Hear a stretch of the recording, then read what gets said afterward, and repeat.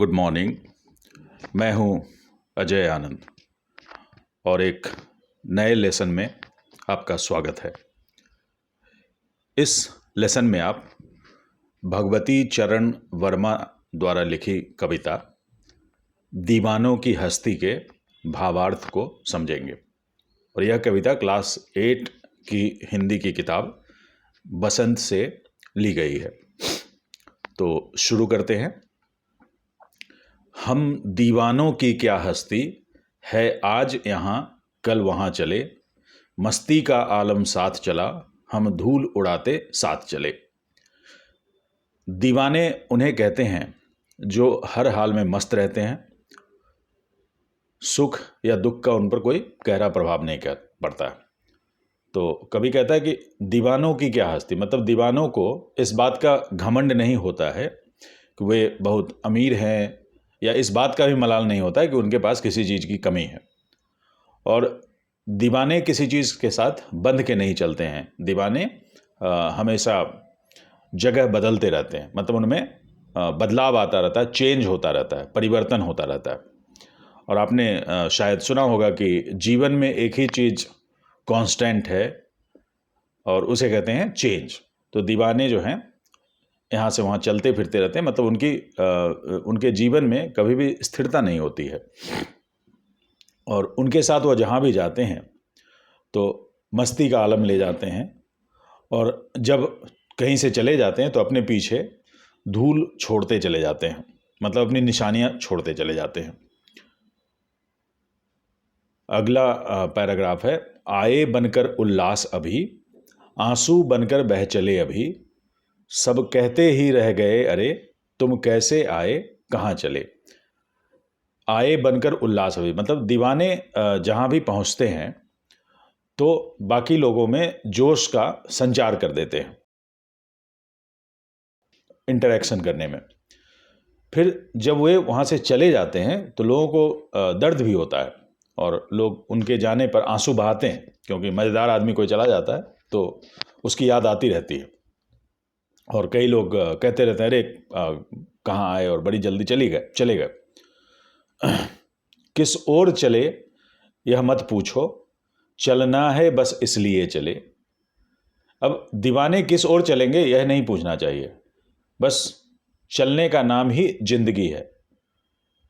और दीवाने कभी रुकते नहीं, जिंदगी जीते हैं। जग से उसका कुछ लिए चले, जग को अपना कुछ दिए चले। और दीवाने हमेशा संसार से कुछ न कुछ लेते रहते हैं और बदले में संसार को कुछ ना कुछ देते भी रहते हैं। ऐसा ज़्यादातर आदमी के साथ होता है। हम भी अपनी जो ज़िंदगी जीते हैं तो अपने आसपास से, दुनिया से बहुत कुछ लेते हैं और बदले में कुछ ना कुछ देते हैं। बहुत कम ही मनुष्य होंगे जो संसार को कुछ ना दें। तो दीवानों के साथ जो खासियत होती है कि उनकी लाइफ में कभी भी अर्धविराम नहीं होता, पूर्ण विराम तो बहुत दूर की बात है। तो इसलिए कहा जाता है कि कभी भी आप जब दुविधा में हो कि अब क्या करें, इनडिसीजन की सिचुएशन आती है, तो रुकना नहीं चाहिए, चलना चाहिए, क्योंकि ठहरा हुआ पानी भी गंदा हो जाता है, दूषित हो जाता है। दो बात कही, दो बात सुनी, कुछ हंसे और फिर कुछ रोए, छक कर सुख दुख के घूंटों को हम एक भाव से पिए चले।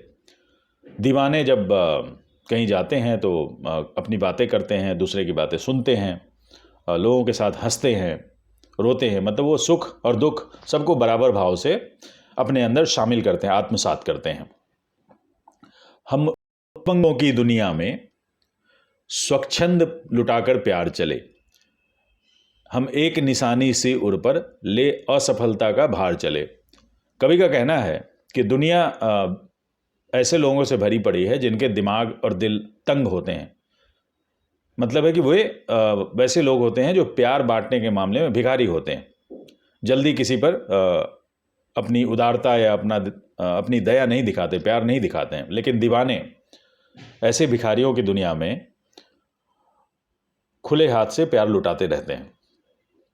अब कवि को लगता है कि इतना सब करने के बावजूद दीवाने इस मामले में असफल हो जाते हैं कि दूसरे लोगों में उदारता के भावना को भर सके। तो उस असफलता को वे अपने दिल से लगाकर बैठते हैं।